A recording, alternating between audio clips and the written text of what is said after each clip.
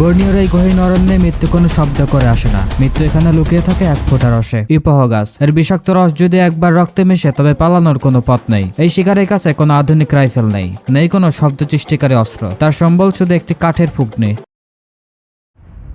মাত্র এক ফোঁটা বিষ আর কয়েক সেকেন্ড অপেক্ষা। বনের রাজত্বে পেনানরা হলো সেই অদৃশ্য ছায়া যারা শব্দ হওয়ার আগেই শিকার শেষ করে দেয়। এরা হলো পেনান, দক্ষিণ পূর্ব এশিয়ার বর্নিও দ্বীপের সারাওয়াক অঞ্চলের আদিবাসিন্দা। সভ্য পৃথিবী যখন প্রযুক্তির নেশায় মত্ত, পেনানরা তখন পৃথিবীর অন্যতম প্রাচীন রেইন ফরেস্টের সাথে একাত্ম হয়ে বেঁচে আছে। পেনানরা মূলত যাযাবর, তবে কয়েক দশক ধরে তাদের জীবন বদলে গেছে। একসময় এদের কোনো স্থায়ী ঘর ছিল না, বনে ছিল তাদের ছাদ আর প্রকৃতিই ছিল তাদের ঈশ্বর। পেনানদের বেঁচে থাকার মূল মন্ত্র হলো ছাগো। এই বুনো পাম গাছটি তাদের রুটি। একটি ছাগো গাছ থেকে তারা যা পায় তা দিয়ে একটি পরিবারের এক সপ্তাহ চলে যায়।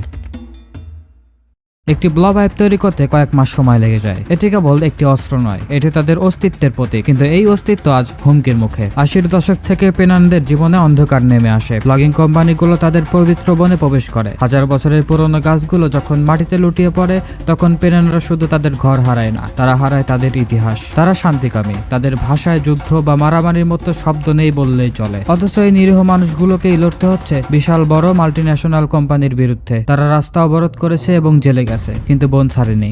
একজন বৃদ্ধ পেনান বলছে, আমরা যদি বন হারাই তবে আমাদের আত্মা হারিয়ে যাবে। বন আমাদের মা। বর্তমানে 10,000-এরও বেশি পেনান স্থায়ী গ্রামে বসবাস করতে বাধ্য হচ্ছে। মাত্র হাতে গোনা কয়েকশো মানুষ এখনো যাযাবর জীবন কাটাচ্ছে। নতুন প্রজন্ম আধুনিক শিক্ষার সুযোগ পাচ্ছে ঠিকই, কিন্তু তারা কি ভুলে যাচ্ছে তাদের শিকড়? পেনানদের কোনো লিখিত বর্ণমালা নেই, তাদের সমস্ত জ্ঞান টিকে আছে মুখে মুখে বলা গল্পে আর ওরো নামক সংকেত ভাষার মাধ্যমে। বন না থাকলে এই ভাষাও হারিয়ে যাবে কালের বিবর্তনে।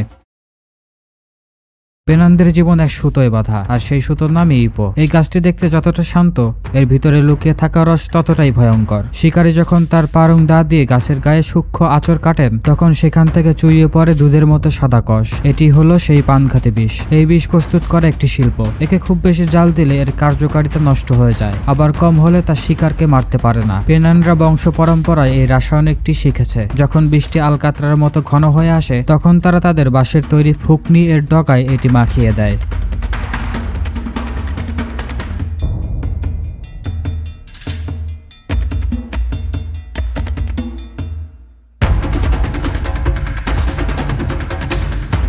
এই ফুকনি তৈরি করতে কোনো আধুনিক যন্ত্র ব্যবহার করা হয় না। একটি শক্ত কাঠের টুকরোকে হাত দিয়ে ডিল করে লম্বি ছিদ্র করতে সময় লাগে প্রায় 3 থেকে 4 মাস। যদি ছিদ্রটি এক চুল পরিমাণও বাঁকা হয়, তবে তীরের লক্ষ্যভ্রষ্ট হওয়া নিশ্চিত। শিকারের সময় তারা পাথরের মতো স্থির হয়ে যায়। তাদের ফুসফুসের বাতাস যখন তীব্র শক্তিতে ফুকনির ভিতর দিয়ে বেরিয়ে যায়, তখন সেই বিষাক্ত তীর শব্দের চেয়েও দ্রুত গতিতে অরণ্যের নিস্তব্ধতা চিরে ফেলে। মাত্র এক ফোঁটা বিষ রক্তে মেশার সাথে সাথেই শিকারের স্নায়ুতন্ত্র অকেজ হতে শুরু করে। মৃত্যু এখানে অনিবার্য, কিন্তু যন্ত্রণাহীন।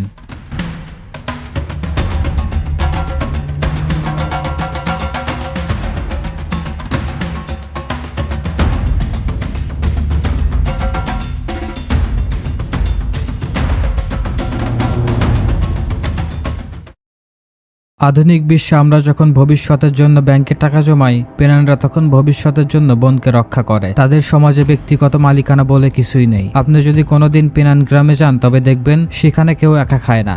শিকার করা পশুর মাংস প্রতিটি ঘরে সমানভাবে ভাগ করে দেওয়া হয়। তাদের ভাষায় ধন্যবাদ দেওয়ার মতো আলাদা কোনো শব্দ নেই, কারণ তারা মনে করে একে অপরকে সাহায্য করাটা মহানুভবতা নয়, বরং বেঁচে থাকার স্বাভাবিক নিয়ম। কৃতজ্ঞতা তাদের মনে থাকে, আমাদের মতো শব্দে নয়।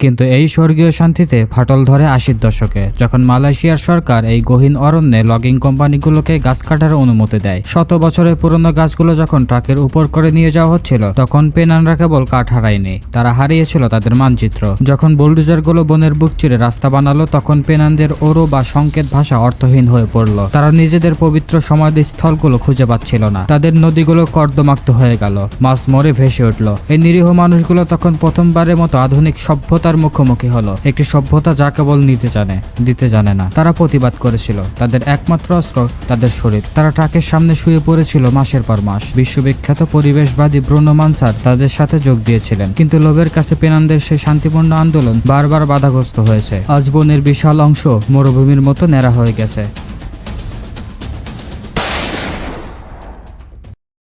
তীরের ডগার সেই এক ফোঁটা বীজ যেমন শরীরের রক্ত জমাট বেঁধে দেয়, আমাদের এই আধুনিকতা হয়তো পেনানদের প্রাচীন সংস্কৃতিকেও সেভাবে স্তব্ধ করে দিচ্ছে। আমরা যখন উন্নতির শিখরে পৌঁছানোর স্বপ্ন দেখি, তখন কি একবারও ভেবে দেখি সেই উন্নতির মূল্যে আমরা কি হারাচ্ছি? পেনানরা শুধু একটি উপজাতি নয়, তারা আমাদের একটি অংশ ছিল, যা আমরা কয়েক হাজার বছর আগে পিছনে ফেলে এসেছি। অরণ্যের এই সন্তানদের গল্প কি এখানেই শেষ হয়ে যাবে, নাকি আমরা শিখতে পারবো কিভাবে প্রকৃতির সাথে লড়াই না করে তার সাথে মিশে বাঁচতে হয়? উত্তরটা হয়তো এখনো সেই উপগাছের ছায়ায় লুকানো আছে। আজকে এ পর্যন্তই। প্রকৃতির এমন আরো অজানা এবং জীবন ঘনিষ্ঠ তথ্যচিত্র দেখতে আমাদের সাথে যুক্ত থাকুন। লাইক দিন এবং সাবস্ক্রাইব করে পাশে থাকুন।